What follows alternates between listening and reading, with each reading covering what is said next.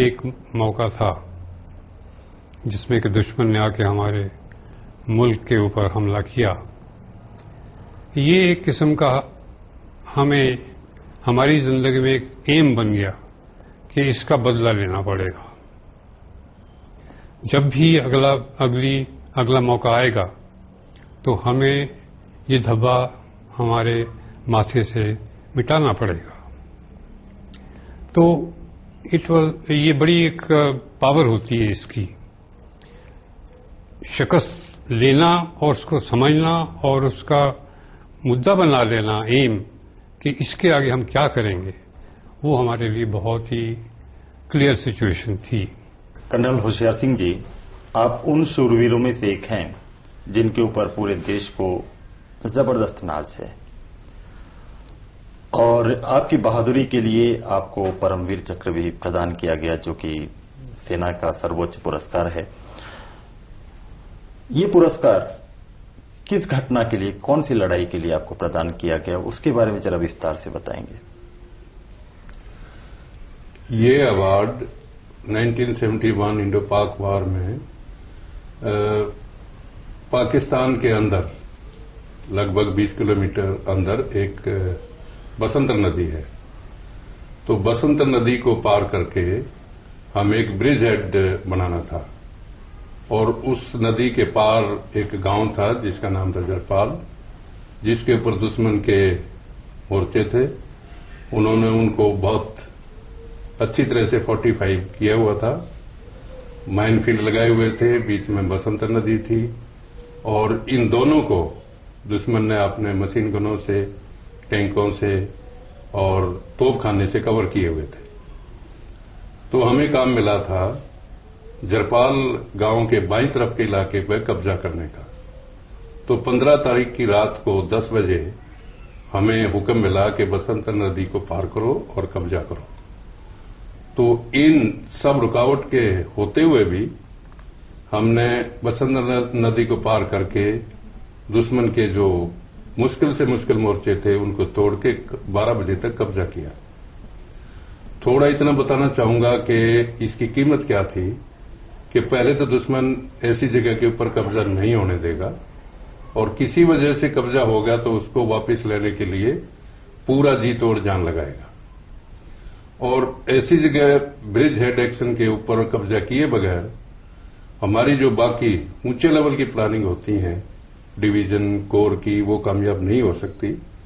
तो हमारे ऊपर एक दबाव था कि टाइम के अंदर हम कब्जा करें, जो कि 12 बजे तक था और सुबह तक हमारे जो इंजीनियर हैं वो पुल बना सकें और उसके बाद जो दूसरा काम है माइनफील्ड साफ करने का, वो काम कर सकें ताकि हमारे तोपखाने, टैंके बसंतर नदी को पार कर जाए।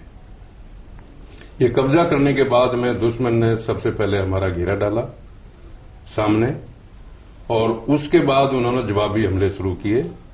पहला 16 तारीख को सुबह ही हमला इन्फेंट्री के साथ आया जो कि तोड़ दिया गया। उसके बाद 16 तारीख को तकरीबन 8-9 के बीच में एक बड़ा तगड़ा टैंकों का हमला आया। उसके बाद में तकरीबन 12 बजे दिन में टैंकों का हमला आया।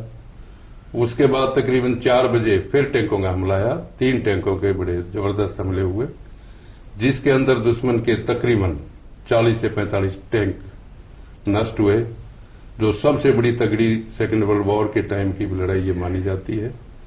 और इसी टैंकों के हमले के दौरान में जो सेकेंड लेफ्टिनेंट अरुण खेत्रपाल थे, जिसको मैंने आपको सीनरी पर दिखाया, तो उन्हीं टैंकों के हमले को तोड़ते हुए वो शहीद हुए, जो हमारे से तकरीबन 3 या 400 गज की दूरी पर होंगे। इसके बाद 16 तारीख की रात और 17 तारीख को सुबह ही दुश्मन अपनी पीछे से फौजें लाया और उन्होंने हमारे ऊपर 2 तरफ से हमला किया, एक तरफ से टैंकों से, एक तरफ से इन्फेंट्री से। इसमें भी उन्होंने बड़ी मार खाई। दुश्मन के जो इन्फेंट्री के आदमी थे तकरीबन 300-350 के बीच में मारे गए या घायल हुए और जो टैंक थे वो भी काफी बर्बाद हुए। और इस हमले के अंदर उनके जो हमने अपने मोर्चों के पास से लाशें उठाई उनको दिए, वो 97 लाशें और जो थोड़ी दूर थी वो उन्होंने अपने आप उठाई, और उनके अंदर उनका जो कमांडिंग ऑफिसर लेफ्टिनेंट कर्नल अकरम रजा था वो भी मारा गया, और इसी लड़ाई में मैं भी जख्मी हुआ था। वो हमारे मोर्चों से उनकी लाश जो मिली है कमांडिंग अफसर की, वो 20 से 25 गज की दूरी पर थी।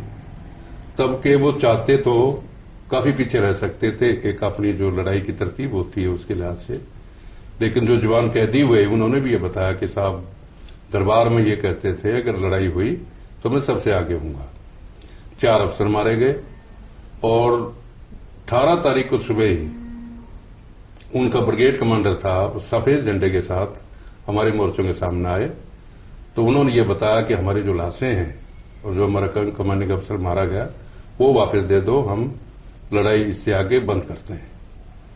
उसके बाद इस लड़ाई की जब लड़ाई बंद हुई तो वो हमारे ब्रिगेड कमांडर, हमारे जीओसी थे, वाघ पिंटो, कोर कमांडर सब वहां पहुंचे। उन्होंने लड़ाई की हालात देखी, और उस टाइम मैं जख्मी होकर छत के ऊपर था, तो कमांडर और जीओसी ने चढ़ के ये कहा कि बहादुरी की लड़ाई लड़ी है, अभी आप वापस जा सकते हैं, क्योंकि जख्मी होने के बावजूद भी मैंने वापस आने से मना कर दिया था।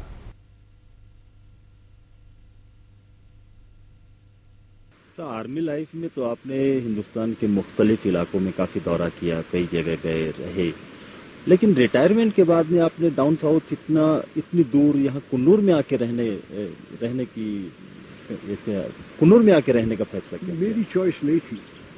जब वो चीना की लड़ाई हुई उस वक्त मैं commandant of staff college Wellington में था, तो मुझे भेजा गया वो डिफीटेड आर्मी को चार्ज में। तो मेरी बीवी यहां रह गई थी, उसने 3.5 एकड़ जमीन यहां खरीद ली, जंगल कैसी जैसे वो सामने है वैसी, वो मेरे लिए ये घर बनाया उसने। तो यहाँ कैसा लगता है आपको रहते हुए? मतलब काफी पीसफुल महसूस करते होंगे? वेरी नाइस, बहुत अच्छी जगह है। नॉर्थ इंडिया का सिविलाइजेशन अभी नहीं पहुंचा यहाँ, ये बहुत अच्छी बात है। यहाँ पर पास में आपका स्टाफ कॉलेज है, मगर मेरे साथ कोई नहीं मिलता।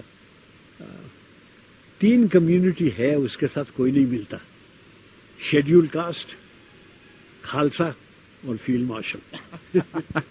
फील्ड मार्शल तो आप अकेले ही हैं, अपने आप में पूरी कम्युनिटी है। कोई नहीं मिलता मेरे साथ, मेरे से दूर रहते हैं। ये आपने बड़ा खूबसूरत यहाँ पर बगीचा भी बनाया है, बहुत अच्छा व्यू है यहाँ का। तो यहाँ पर जो ये प्लांट्स वगैरह है, इनकी देखभाल करने के लिए आपने कितने माली रखे हुए हैं? बिल्कुल माली नहीं है, बिल्कुल माली। मेरा गोरखा बैटमैन है और मैं हूँ, सुबह से शाम तक मैं बगीचे में काम करता हूँ। बड़ा मजा आता होगा? शौक है, मुझे शौक है।